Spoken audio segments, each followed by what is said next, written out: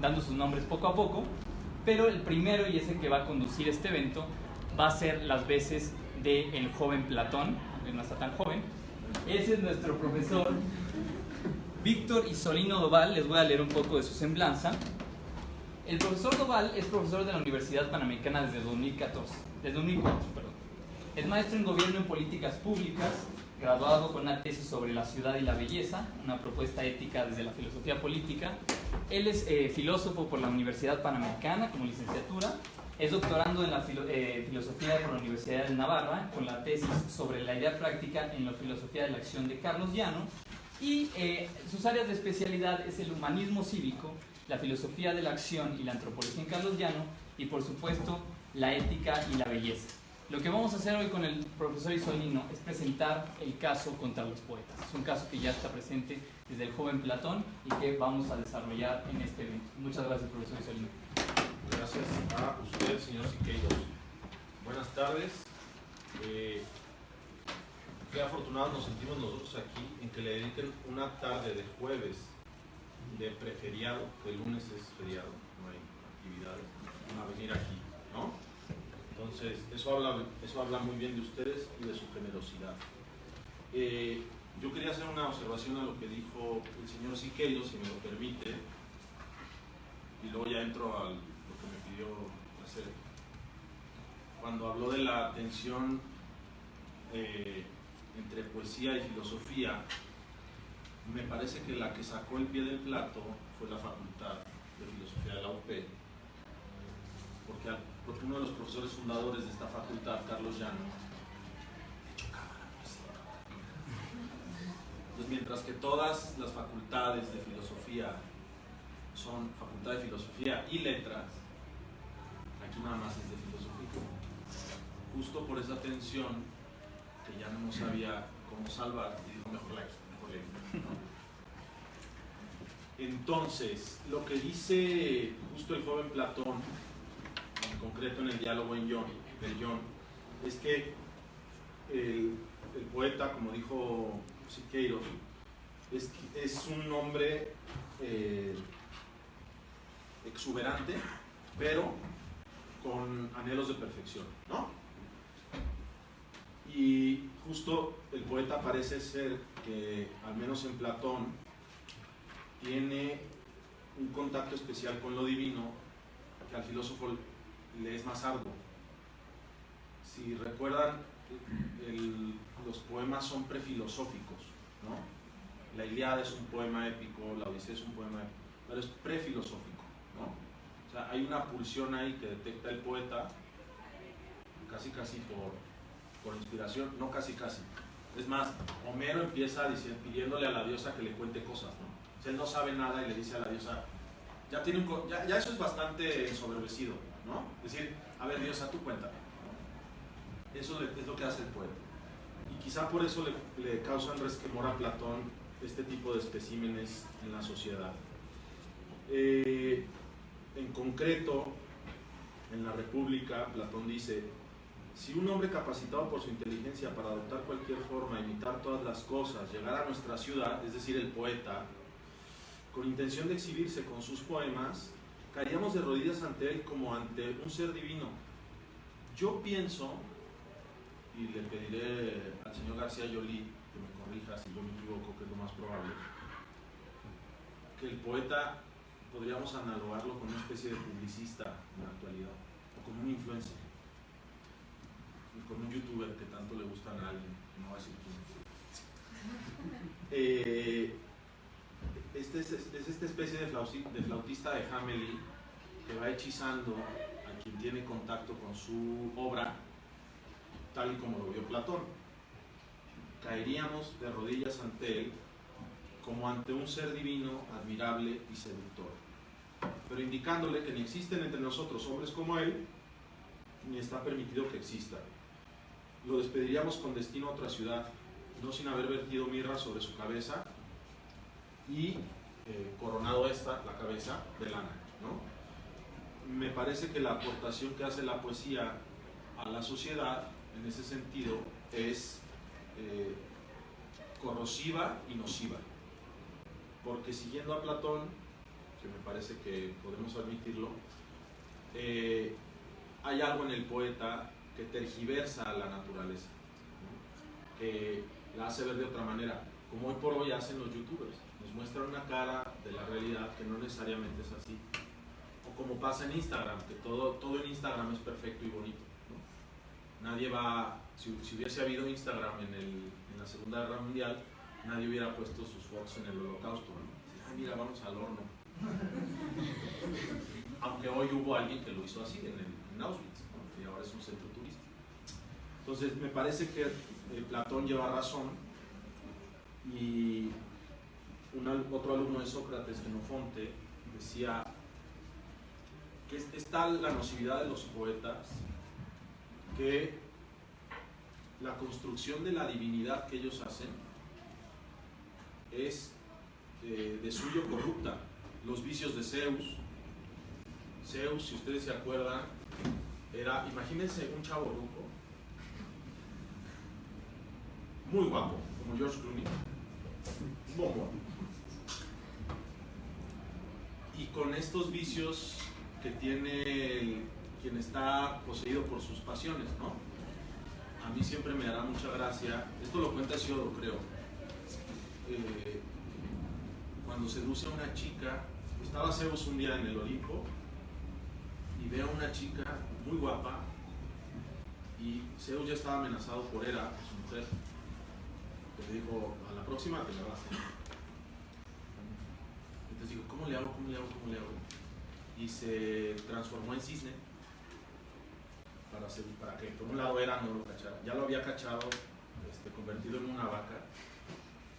Así sedujo a quien, bueno, se convirtió, luego la mujer se convirtió en una isla, ¿no? Hera se enojó y la convirtió en isla. Creo que era Lesbos. Bueno, se transforma en delfín y la niña ve al delfín, al cisne, muy bonito. ¿Siempre dije cisne o dije delfín? Cisne siempre. Sí. Cisne blanco, precioso. Y la niña ve al cisne, que es Zeus, y lo coge y dice, ¡ay, qué bonito cisne! Y Zeus ahí feliz. Ese tipo de modelos morales es lo que proponen los poetas. Y Xenofonte y Platón condenan aquello, ¿no?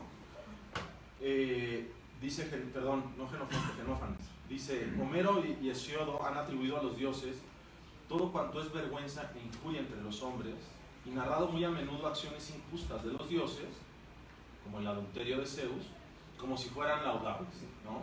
Entonces, es justo a esto a lo que me parece que hay que poner atención, y me parece que ya no tiene cierta razón cuando no dejó entrar a los poetas a esta facultad, ¿no?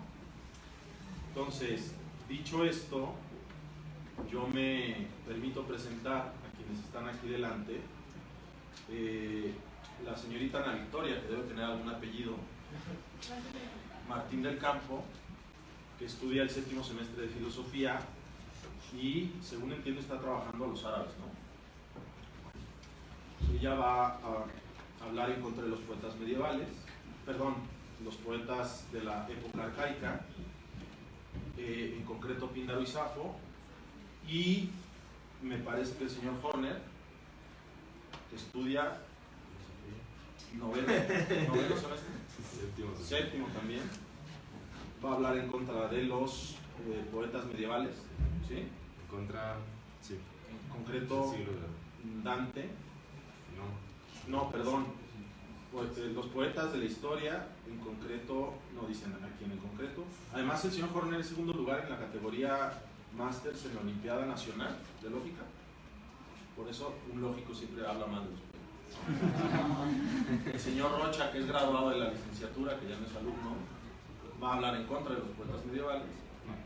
Y el profesor García Yolí, todos alumnos de va a hablar en contra del romanticismo, ¿no? Entonces, si me lo permite Enrique, voy a dar la palabra a Ana Victoria para que despotrique en contra de Píndaro y Safo. Gracias. Gracias a usted.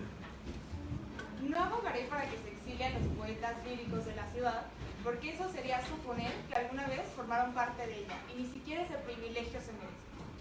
Entonces, los poetas líricos no merecen ser considerados en presente, pasado ni futuro como ciudadanos, pero específicamente hoy me voy a enfocar en los dos peores casos: Píndaro de Tebas y Safo de Lesbos. Comencemos con Píndaro. Todos nos sabemos esa historia de su infancia, donde una abeja llega a picarle la lengua. De ese momento en adelante, él jura solo decir palabras dulces por este encanto. Claramente lo logra, pero esta es una venganza a la naturaleza, no se dejen engañar. Quiere ir en contra de nuestra madre naturaleza. Es un acto vengativo en contra de ella. Esas son las morales que debemos aprender de este poeta. Además, Píndaro nunca participó en una guerra. La vez que estuvo en la guerra, él se fue a los Juegos Píticos. Los Juegos Píticos, bueno, las Olimpiadas eran muy importantes para los griegos, pero participó, no, él se inspiraba. Estaba en un lugar escribiendo, y escribir no hace tanto músculo como hacer ejercicio, entonces, pero las Olimpiadas eran este lugar donde se ejercitaban, donde entrenaban para la guerra, para la ciudad, para defendernos, y este hombre escribe. ¿Cómo le vamos a dar la ciudadanía? ¿Cómo no lo vamos a expulsar? Terrible. Sus versos, al morir, sus versos los escriben con oro en las paredes. Oro en las paredes, riquezas de la ciudad dedicadas a un individuo a escribir unos versos. Eso es un despilfarro, un derroche. Les voy a dar un ejemplo del tipo de persona que era, leyéndoles un par de versos de este hombre. Criaturas del día. ¿Quién es cualquiera de ustedes? ¿Y qué no son? Un sueño de una sombra. Claro, este hombre está apelando, en primer lugar, al individualismo. No pienses en tus conciudadanos y en tus amigos, piensa en ti. ¿Tú quién eres? No, tenemos que pensar en todos los helénicos, tenemos que pensar en la ciudad, tenemos que pensar en el de al lado. Pero claro, este hombre llega y te incita a pensar en individualismo. Y además, no solo en individualismo. ¿Tú quién eres? Nada. Te está inspirando el nihilismo. Este nihilismo no me da valentía. Pues sí, claro, este hombre no participó en la guerra. Bueno, Safo de Lesbos, la mayoría de sus textos están perdidos, pero curiosamente el texto que tenemos completo de la primera a la última palabra es la Oda a Afrodita. Pues sí, este texto que habla del amor, que incita a las pasiones bajas, realmente es lo que necesitamos. Esto es lo que inspira a la comunidad, o volvemos al individualismo. Cuando la gente felicitaba a Safo por ser una gran poeta, por vender tanta arte, tanta técnica, lo que ella contestaba era: no soy poetisa, soy cortesana. Este es el tipo de virtud que debe premiarse. Alguien que se gane la vida y que lucre a partir de ser una cortesana, ¿de verdad? Además, Safo es muy conocida por dos cosas. La primera es hablar con sus musas. Como ella lo decía, dejarse inspirar. Las musas en Grecia, el lugar donde la virtud es el trabajo comunitario, ayudar a los demás. Ella creía que los hábitos no servían, que lo que había que hacer era inspirarse espontáneamente, que un buen producto no llega del trabajo duro, sino de la espontaneidad, de sentarte un día, contemplar algo y escribir, como si no hubiera horas de trabajo y hábitos y ritos y rituales detrás de todo lo que se produce. Las grandes ciudades, como lo fueron Grecia, se formaron gracias a que como un ritual seguimos las estaciones, aprendimos a cosechar con trabajo duro, con esfuerzo y con rito, no con espontaneidad, no con escuchar a las musas. La segunda cosa por la que era muy conocida Safo en la ciudad era por aconsejar a hombres y mujeres por igual para seducir a alguien. Ese era su trabajo, de eso comía, de eso vivía. Pero ¿realmente deberíamos apremiarlo? Una ciudad donde queremos que todo el mundo esté enamorado, que todo el mundo esté buscando cosas superfluas, vanas, no luchando por la ciudad. Por eso hay que expulsar a los poetas, ni siquiera exiliarlos. Yo siguiendo y dando continuación, me voy a centrar en el medievo y específicamente un poeta al que la tradición, por su manera de caricaturizar la realidad, él es y se ha vuelto uno de los máximos representantes de la teología más rancia. ¿Qué es la teología? Nuestra manera de pensar si hay o no un creador. Este poeta tuvo la genialidad de poner en una caricatura toda una tradición de problemas que venían desde el Antiguo y el Nuevo Testamento, sobre todo el Antiguo, de la idea de generar y de ejecutar la justicia. La justicia en el mundo es muy sencilla. Cometes un crimen, eres castigado. Haces una buena acción, eres laudado, eres premiado. Pues esa lógica, la lógica humana,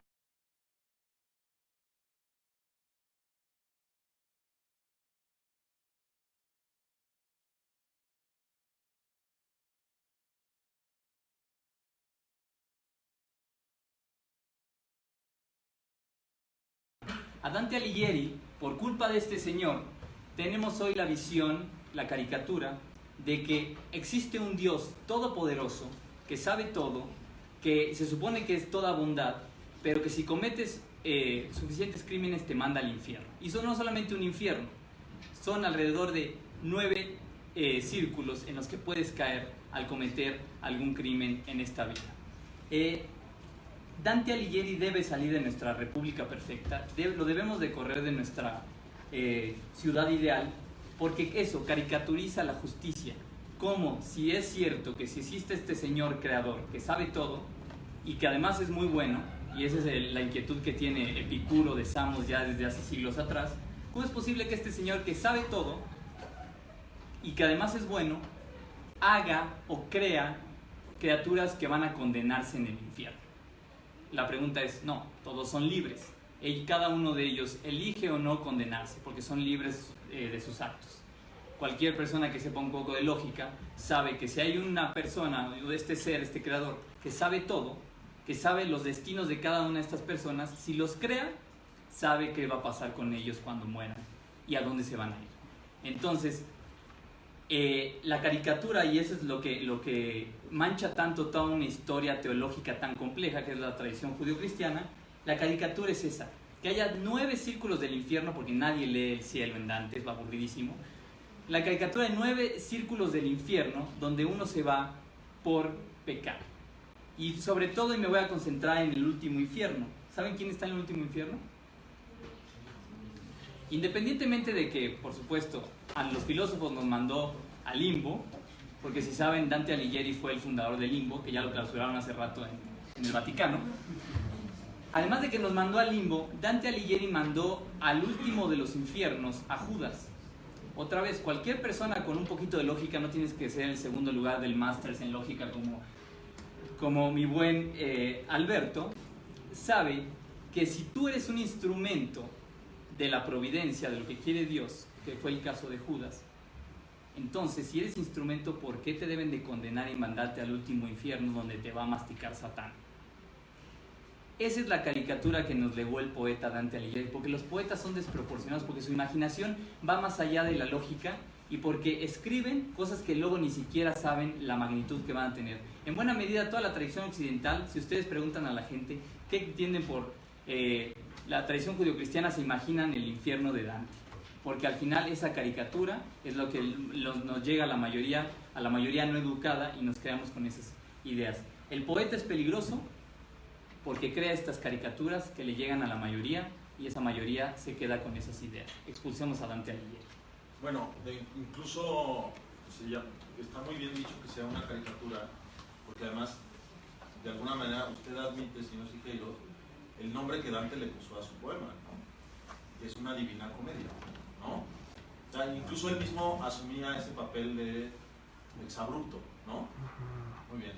Pues ahora el señor Horner no va a hablar solo en contra de los poetas, sino en contra de las mujeres que hacen poesía, ¿no? Por favor. Sí, yo justo escogí un ejemplo para mostrarles cómo incluso en las almas más santas y más benefactoras y benevolentes puede la poesía pudrirles el alma. Y es literalmente una santa, Santa Teresa de Jesús, que escribió uno de sus villancicos. Bueno, Santa Teresa de Jesús primero se cansa de la vida monástica y después funda la rama de las Carmelitas Descalzas. Y es decir, era una muy buena persona, pero si uno lee sus poemas, de verdad debe tener miedo, y más pensando en un proyecto político como el que tenía Platón en su República. El estribillo de este poema dice: vivo sin vivir en mí, y tan alta vida espero, que muero porque no muero. Todo el mundo se queja del pesimismo, de la gente que ya no quiere vivir, que ya no quiere, como ya no quiere vivir, ni siquiera quiere interesarse por la vida política. Entonces, ¿de dónde habrían venido estas ganas de morirse?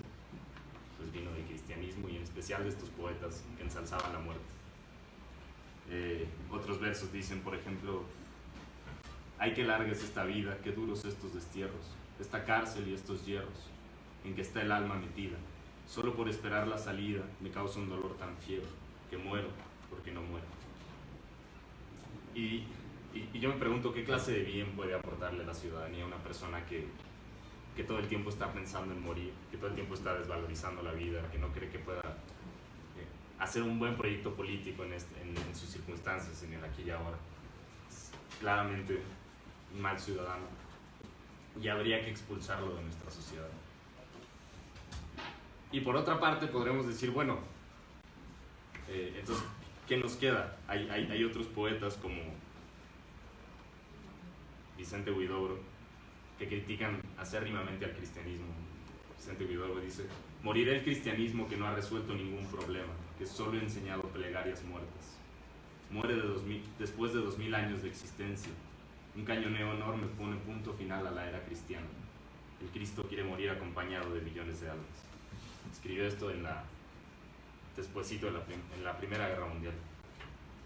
Y entonces nos queda esta alternativa. Claramente no, este señor también es un poeta y también llevará a la ruina a nuestra civilización. Es un señor que dice: consumamos el placer, agotemos la vida en la vida. Soy el ángel salvaje que cayó un día en vuestras plantaciones de preceptos. Este otro modo de vida que proponen incluso los poetas que se rebelan contra la tradición antigua, es un modo de vida despreciable y que no le hace nada de bien a nuestra ciudad, que no admite el progreso, que no piensa que podamos mejorar como humanidad, y que piensa que todo está echado a perder. La conciencia es amargura, la inteligencia es decepción. Eso dice Vicente Huidobro. Y por lo tanto yo creo que también hay que expulsarlo de nuestra ciudad. No sé si ustedes quisieran que sus hijos leyeran algo así. Gracias, Alberto. Contra los poetas románticos, el profesor García Yoli va a explicar, ¿no? Y lo esperamos ávidamente. Sí. ¿Por qué? Porque los poetas románticos son los peores. ¿De qué siglo estamos hablando? Estamos hablando de finales del siglo XVIII y pues buena parte del siglo XIX. Pero son los peores los poetas románticos, porque son los que más daño le han hecho a cómo pensamos, a cómo sentimos, a las cosas completamente irreales y vanas que esperamos en la vida. Si ya las tradiciones filosóficas como antiguas, como el estoicismo o el budismo en Asia, habían dicho que lo que te hace sufrir en esta vida es el deseo, ¿no? Y sobre todo tener expectativas muy altas en un mundo pues tan precario como el nuestro, te vas a decepcionar y vas a sufrir mucho, ¿no? Bueno, pues lo peor que hicieron estos poetas románticos es ensanchar el deseo humano hasta pues iba a decir hasta límites muy grandes, pero no, el problema es que el deseo de los románticos es ilimitado, ¿no? La idea que tenemos justamente de amor romántico, de que es la cosa más preciosa que te puede pasar en esta vida, la inventaron los románticos. Los que inventaron al genio artístico, a este ser sobrehumano que alcanza a captar grandes verdades y expresarlas mejor que nadie, y por lo tanto tiene derecho a portarse mal y hacer de su vida un desastre, y por eso les hacemos estatuas y leemos sus biografías y los admiramos y compramos en eBay su guitarra y esa clase de cosas.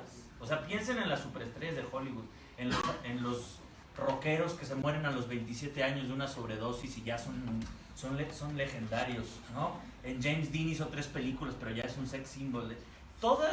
pensar a los artistas en esos términos tienen la culpa los malditos románticos. Especialmente los que yo tengo en mente son los románticos británicos y los alemanes. Los británicos, sobre todo, porque por ejemplo Lord Byron y Percy Bysshe Shelley son los que además pusieron de moda que los artistas, al ser genios, no estaban sometidos a las reglas sociales, ¿no? Y entonces podían hacer lo que se les diera la gana y tenían que tener vidas muy interesantes, ¿no? Y entonces, para colmo, además de escribir palabrería, para entender su palabrería hay que leer su biografía, ¿no? Claro, porque en este poema lo acababan en el caso de Lord Byron, estaba exiliado en el continente porque sufría, porque no lo comprendían la sociedad tiránica de su momento, no lo comprendía. ¿Por qué? Porque estaba enamorado de su hermana, ¿no? Y porque le puso el cuerno a su esposa con su hermana, precisamente después de haberle pegado a su hermana. Ay, pobrecito George Gordon, Lord Byron, ¿no? Que además se va por Europa allí a viajar de mochilazo, literalmente, hasta morir en la guerra de independencia de Grecia, ¿no? Y entonces no solo es un poeta charlatán, sino que encima es héroe de la guerra de independencia de Grecia, ¿no? Lord Byron fue el que dijo: live fast, die young, make a handsome corpse, ¿no? O sea, no importa si tienes una vida buena o mala, el caso es vivirla intensamente, ¿no? Hasta sus últimas consecuencias. Percy Bysshe Shelley, eso es otra fichita, que por supuesto era amigo de Byron, ¿no? No solo criticaba a todo el mundo, no solo se pasaba todas las reglas morales por el arco del triunfo, sino que también raptó a una menor de edad, de 17 años. Estaba casado, pero dejó a la esposa, raptó a una menor de edad llamada Mary Wollstonecraft, y se juntaron en una comuna hippie en el lago de Ginebra a escribir sus charlatanerías.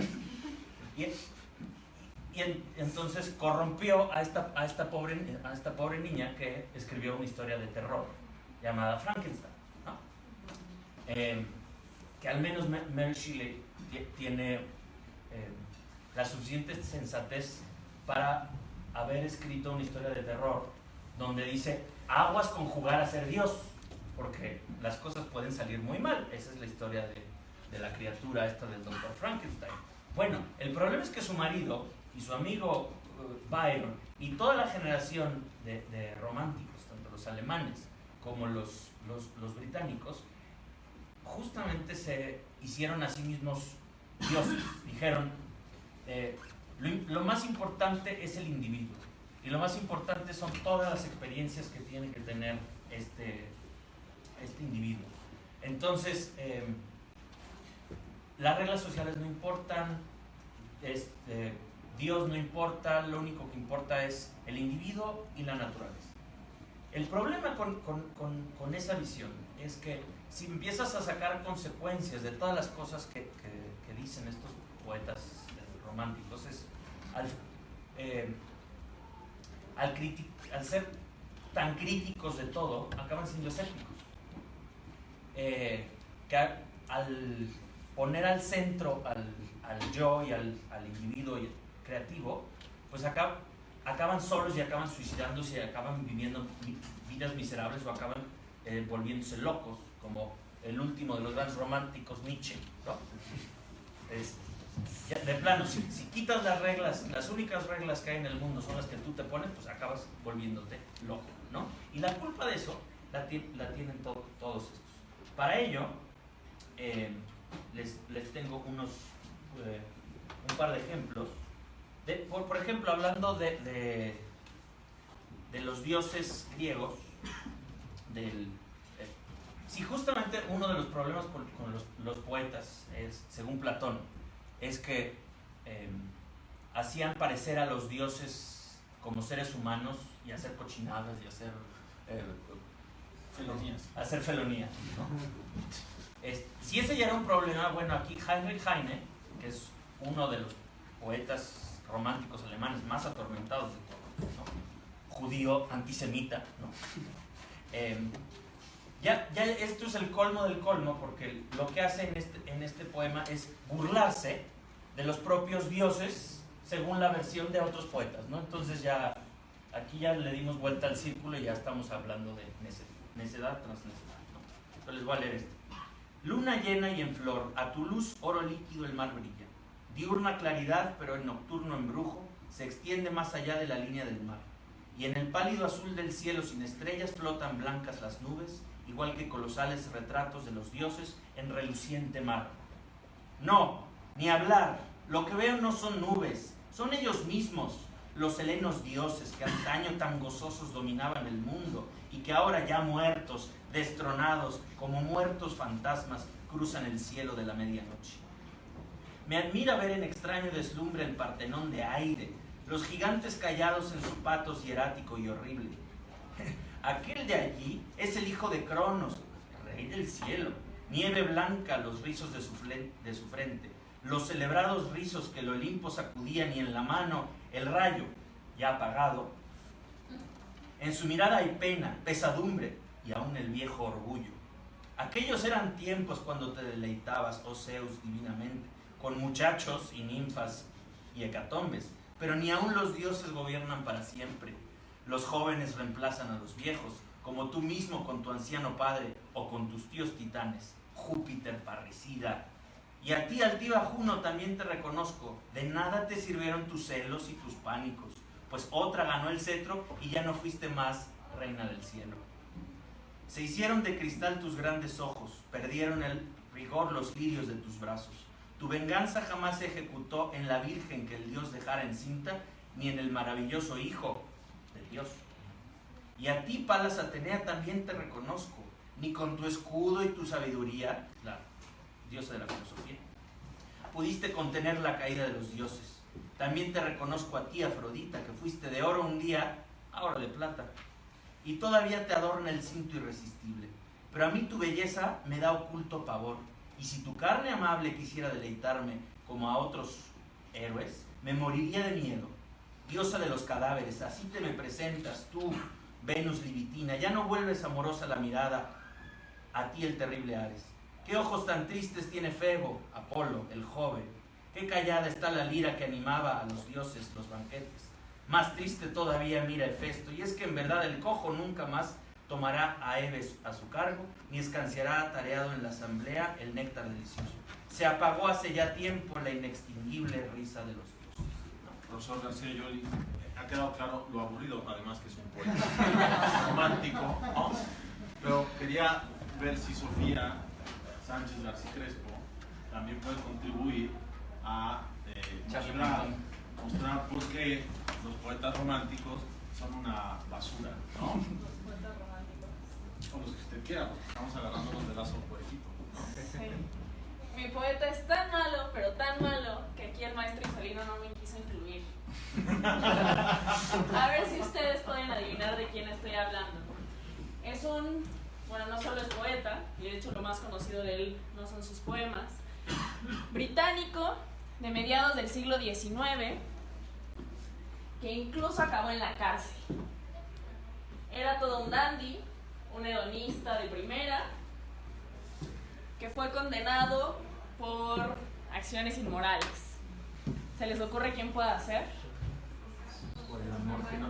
Por supuesto, Oscar Wilde. Entonces, ¿qué pasa con este hombre? Que era un genio.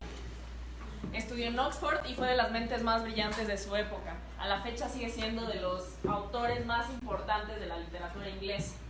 Escribió ensayos sobre filosofía, sobre literatura, hasta sobre política. Escribió poemas, escribió obras de teatro, escribió cuentos y escribió una novela. ¿Pero alguien me puede hablar, por ejemplo, de qué habla su novela? ¿Cuál? La única novela que escribió. La importancia de... Ese es teatro. No, Dorian Gray. ¿Alguien me puede hablar un poquito de quién era Dorian Gray? ¿Nadie? Vendía medias. Ya medias en mi época. Sí, yo entiendo medio.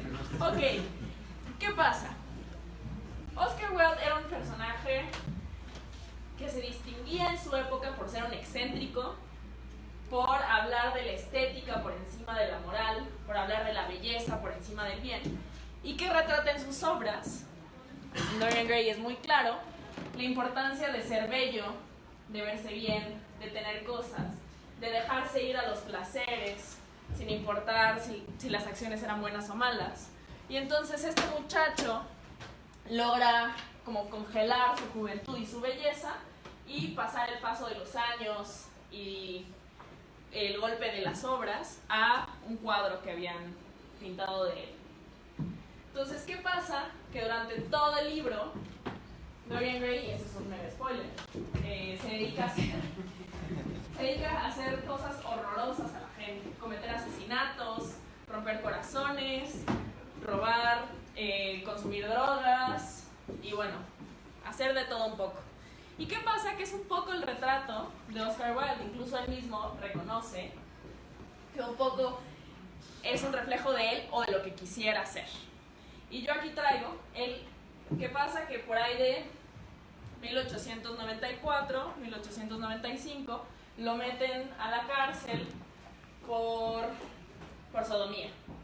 Si esto es cierto o no, se lo dejamos a él. Y en la cárcel él escribe una carta muy larga que se llama De Profundis, o bueno, después se le llamó De Profundis, donde habla acerca de cómo le rindió culto al placer y a la belleza durante toda su vida y que ahora va a cambiar y se dio cuenta del verdadero valor de la existencia. Pero incluso en ese momento, él dice, y perdonen, voy a traducir en el momento, yo preferiría decir o escuchar que se dice de mí que era un tal hijo de mi época que mi perversidad y por la perversidad misma transformé las cosas buenas en mi vida de mal o que transformé las cosas malas en mi vida de bien. Y, perdón, aquí voy a cambiar de nota. En inglés. ¿Qué prefieren, mi mala traducción o mi mal inglés? Mal inglés. Okay, I don't regret for a single moment having lived for pleasure.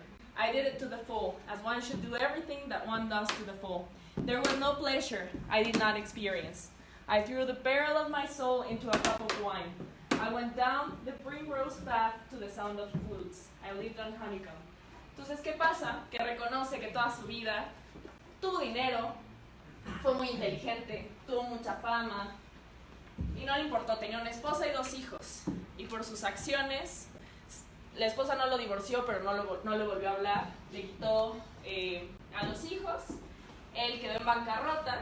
Pero incluso después de haber estado en la cárcel 2 años sufriendo por sus acciones, por su vida hedonista, por poner el bien y la belleza por encima, la belleza por encima del bien, saliendo de la cárcel se fue a vivir con su amante y siguió exactamente el mismo estilo de vida. Claramente. Su amante Amanto, ¿no? Sí, bueno. O sea, su amante no Su Amanta. amante Lord Alfred Douglas. Para colmo de masoquismo. Porque aparte, el papá de Lord Alfred Douglas fue el que lo metió a la cárcel para alejarlo de su hijo. Y un poco porque si usted traía no hay un pleito medio extraño. Pero saliendo se fue a vivir con él. Entonces, ¿qué pasa con este hombre que no solo era como el hedonista encarnado, sino que en sus obras lo reflejaba? Él daba conferencias, daba pláticas y escribía ensayos acerca de la importancia de la estética, la importancia de la belleza. Incluso en algún punto habla de la religión, de Cristo y del bien siendo importantes y siendo relevantes solo porque eran bellos. Es decir, es bueno porque es bello y no es que sea bello porque es bueno. Entonces, ¿cómo podría ser un ciudadano así, que claramente es un criminal? Y no lo digo por su amante, lo digo por todo lo demás que cometía. O sea, era un adúltero que no tenía freno ante sus vicios de bebida, de comida, de cualquier otro tipo de placeres. Entonces, perdónenme aquí con las cámaras y el movimiento. Entonces, ¿cómo podemos permitir que alguien así sea un ciudadano? Piensen que la gente muchas veces aprende de ética o de cómo resolver situaciones en la vida real a partir de la literatura, ¿no? Los niños aprenden con estos cuentos, con moraleja. Entonces, ¿cómo podemos dejar que alguien así que habla de exacerbar el placer y de la importancia de la belleza y de la vanidad, educar a nuestros ciudadanos? Muchas gracias, Sofía. Y pensando en esto que decías al final, pensemos en Maluma, ¿no? O sea, por algo lo queremos expulsar, ¿no? O sea, Siempre subiendo el nivel de la conversación. O sea, estamos hablando de Walt, y o sea, Walt te hizo pensar en Maluma. al final es una especie, Está muy bien hablar de vicios. al final es la degradación del poeta, ¿no? O sea, tienes a Homero y vas hacia peor, ¿no? O sea, empiezas en Homero, Safo, Píndaro, ¿no? Dante, Maluma. O sea, creo que la evolución está ahí. O sea, pero Maluma es como revolcarse en el lodo con los cerdos. Iba a decir Fer, de manera, parece que está muy lejos de la generación a la que estoy hablando. Es tan precaria la poesía que un poema de Octavio Paz, que de por sí es malo, le sirvió a Maná para hacer la letra de Amar es combatir. O sea, Amar es combatir es un poema de Octavio Paz. Y así se llama un disco de Maná. Que es vecino de Mixcoac, cuidado. Bueno, para terminar y abrir paso a una discusión con ustedes, le voy a dar la palabra al señor Daniel Rocha, que la tiene muy fácil, porque él va a hablar mal de los poetas malditos que ya están maldecidos, ¿no? O sea, Pocos son modelo de vida. Por ejemplo, Baudelaire era un fallido social. Venía de una familia cuya mamá se casó por conveniencia con el papá se muere muy joven, Baudelaire sí queda sin figura paterna, la mamá se casa con alguien de su edad, a Baudelaire lo inundan conflictos familiares que pueden ver en sus obras, y además tenía una noción de las mujeres un poco fallida, consideraba que las mujeres se dividían en dos: mujeres naturales, esclavas de sus instintos, y mujeres que despertaban la sensualidad. Era polígamo, era drogadicto alcohólico, se murió de sífilis. Y además, este libro que ven aquí fue prohibido en 1857, pero eso no es todo. El tipo recibía 2.500 francos al mes. O sea, succionaba al Estado. El Estado le pagaba por escribir estas porquerías, que además son casi pornográficas, ¿no? Los poetas malditos son así. Por ejemplo, he escuchado a algunos que dicen, le escriben a la belleza. Rimbaud escribe: senté a la belleza entre mis rodillas, la encontré amarga y la injurié. ¿Sí? O sea, básicamente violó a la belleza. ¿De verdad queremos esto en una ciudad? Piénsenlo. O sea, queremos tipos cuya noción de la vida sea drogas, alcohol, que solo puedan escribir cuando se drogan, cuando calientan la cocaína, cuando se la inyectan. Eso es la vida que queremos para nuestros jóvenes, porque además son muy atractivos para los jóvenes, porque Rimbaud, por ejemplo, es un niño genio, se supone. A sus 19 años escribió su primer poema, Excelso. Y lo que todo el mundo dice es que el tipo nació con un don, pero lo que nadie dice es que estudió latín y griego desde que era muy joven. Entonces a los 19 años podía escribir ese tipo de cosas. Y tuvieron una vida horrible, horrible. Relaciones sexuales entre ellos, prostitutas. Bueno, Baudelaire tuvo 5 amantes, ¿no? Además succionaban al Estado. Rimbaud acabó traficando armas y esclavos en África. Muy bien. Nadie les dice eso. En la introducción de este libro no viene eso, ¿no? O sea, viene así como la belleza de Baudelaire, las bellas frases de Baudelaire, la figura de la mujer en Baudelaire, pero no les mencionan la parte fea del asunto. Son poetas malditos. ¿Quién acuñó la noción de poeta maldito, saben? Nace de Baudelaire, pero la acuña Verlaine en un libro que se llama Los poetas malditos, que curiosamente no menciona a Baudelaire. Menciona a Mallarmé, un tipo mamoncísimo que llegaba a las reuniones y decía poemas que nadie entendía porque su idea de la poesía era hermética.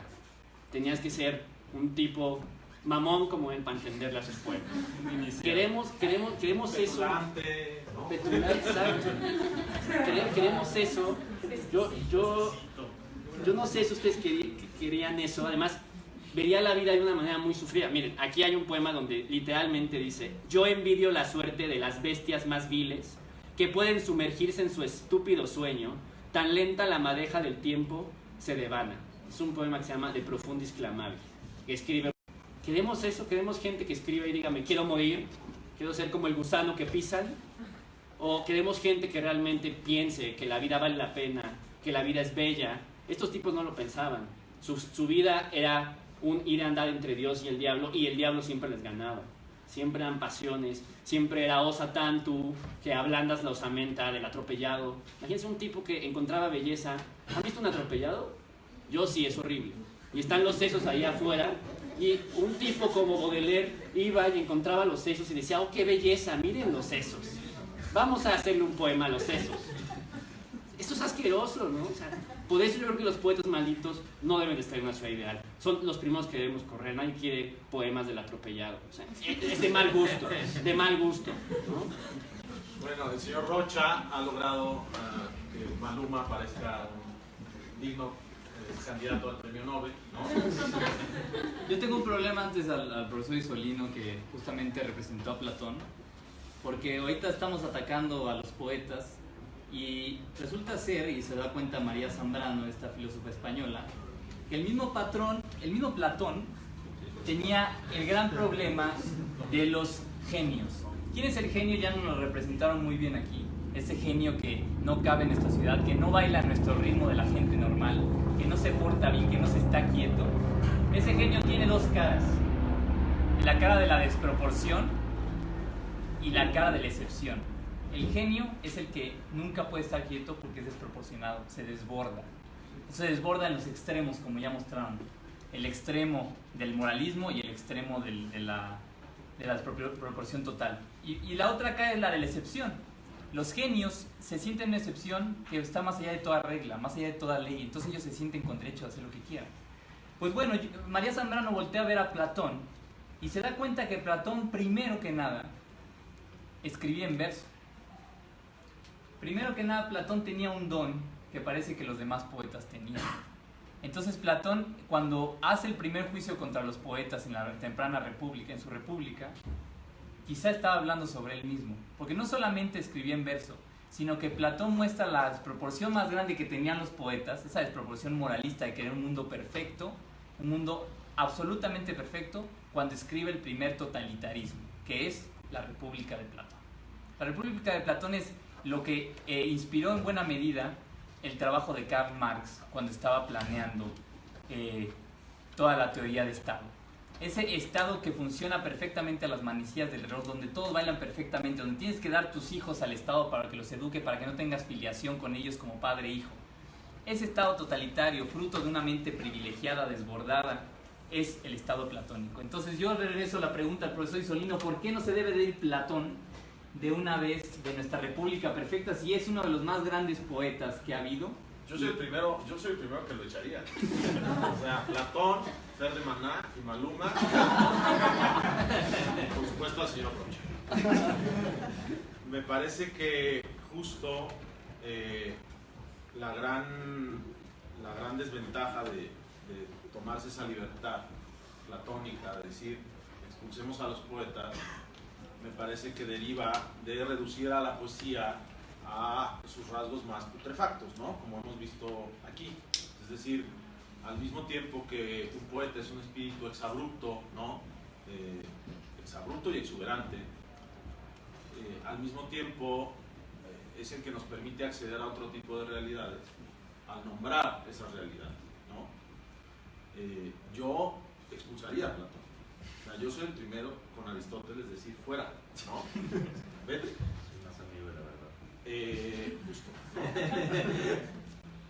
Incluso Aristóteles se pregunta, nunca logra definir a la poesía como una, más bien, para Aristóteles la poesía es un arte, es una técnica, pero dice que es una técnica rara porque el producto de esa operación técnica solo vive cuando se está representando y está pensando en los trágicos griegos, en las obras de teatro.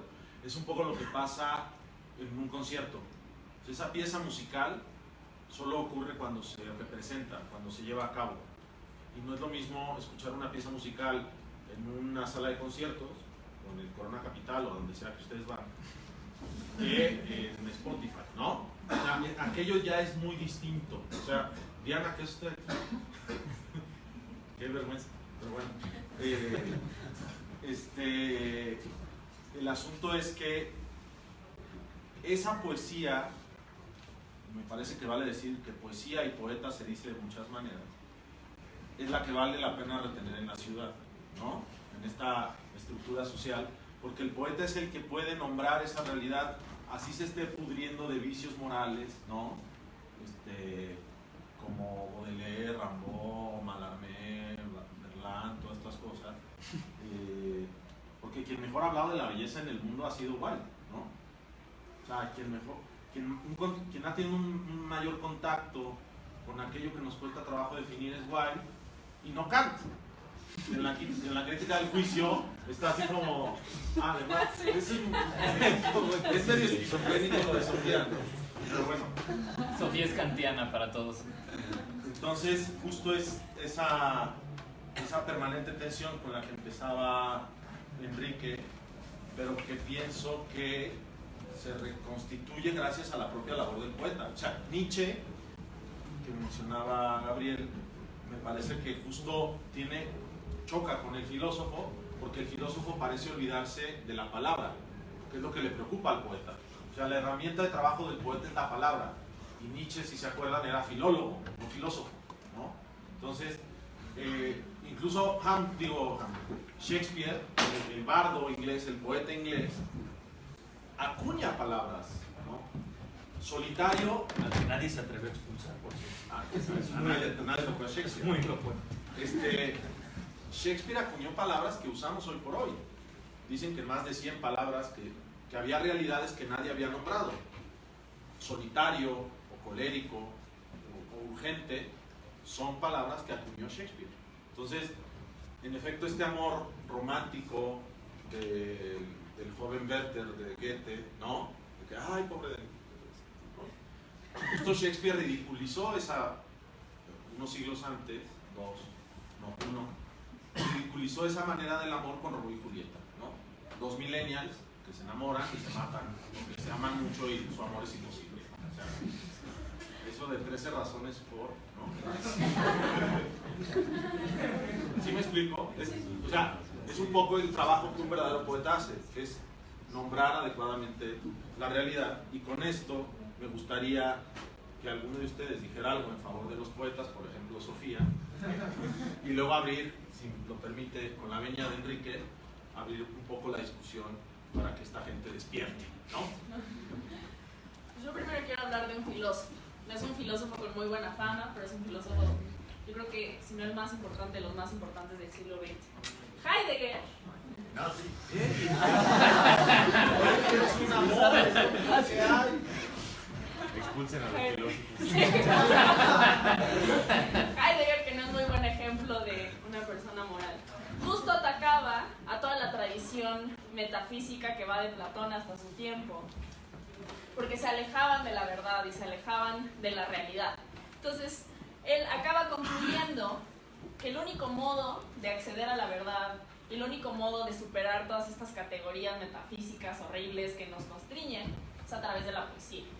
Entonces, él se regresa a los poetas griegos para decir que ellos eran los únicos que tenían este acceso a la realidad y que eran los únicos que a través del lenguaje podían hablar del ser y de la verdad. Entonces, que a través de la filosofía íbamos a llegar solo como hasta la frontera, pero que de hecho entrar al terreno de la verdad, al terreno del ser, ya era trabajo de un poeta, por un lado. Por otro lado, yo quiero preguntar si de verdad, esto voy aquí a atacar y a darme un tiro en el pie, si de verdad el trabajo y la tarea de los poetas es educar y es enseñar. Si el arte tiene que tener una función, tiene que servir para algo, tiene que ser útil, o que así como la música o como la filosofía misma se puede hacer por amor al arte, por sí misma, simplemente por belleza. Pues piden becas al gobierno que pagamos con todos nuestros impuestos, entonces él tiene beca de esas, hay que pedirle que den algo. No, pero antes el mismo Aristóteles se daba cuenta de la poesía. A mí que decir la poesía nada más no la alcanzo, y creo que es por envidia que los odio tanto. Pero el mismo Aristóteles se da cuenta que la poesía tiene mucho de filosófica, porque a diferencia de la historia que muestra hechos que no pueden ser de otra manera, que son necesarios, que están ahí, que nunca van a cambiar, se da cuenta Aristóteles que la poesía señala a lo posible, a lo distinto, a la alternativa, a lo que puede ser de otra manera. Entonces dice Aristóteles que la poesía es más filosófica que la historia, porque la poesía se abre a la posibilidad y en cambio la historia no. Entonces, si vamos a reivindicar como lo hizo Platón cuando empezó a envejecer después de que se lo golpearon en Sicilia, el tirano de Sicilia, y volvió y escribió las leyes, un tratado ya de vejez, ya cuando eres viejo pues eres sabio, porque ya no tienes esos impulsos poéticos de joven, se dio cuenta que no podía prescindir de los poetas, porque eran esa gente que parecía que nombraba realidades, pero que también que veía posibilidades en la realidad, que no solamente la escribía como un científico que ve la realidad como es y te la describe, pero qué tal que la realidad es tan nefasta, tan asquerosa que hay que pensar en realidades distintas. Esa es la labor de la poesía, entonces quizá deberíamos de mantener a los poetas en la ciudad. Y otra advertencia que hay que hacer es que nunca jamás ha existido una clara frontera entre filosofía y poesía. ¿Por qué? Porque de hecho varios de los autores que tomamos aquí son muy malos ejemplos, porque Dante tiene tratados filosóficos, porque Wilde en el De Profundis y varios de sus ensayos últimos tiene filosofía donde precisamente dice la belleza y el bien tienen que ir juntos, y entonces se desdice de la actitud de Dorian Gray. O los poetas románticos tienen tratados complejísimos de filosofía. Santa Teresa tiene obras teológicas de valía. Platón escribía obras de teatro, diálogos. Y perdió el concurso. En verso. Y perdió el concurso. Y perdió el concurso, exactamente. O incluso dos de los filósofos más racionales y fríos de todos, Leibniz o Tomás de Aquino, escribieron poesía. Parménides, El padre de la es decir, metafísica. padre Parménides, se conoce solo por el poema. Pero no, ¿acaso no les parece que luego sí hay un punto de inflexión en el que entra esta especie, yo no sé si es raíz romántica o posterior, pero sí entra una especie de pulsión emotiva en la poesía?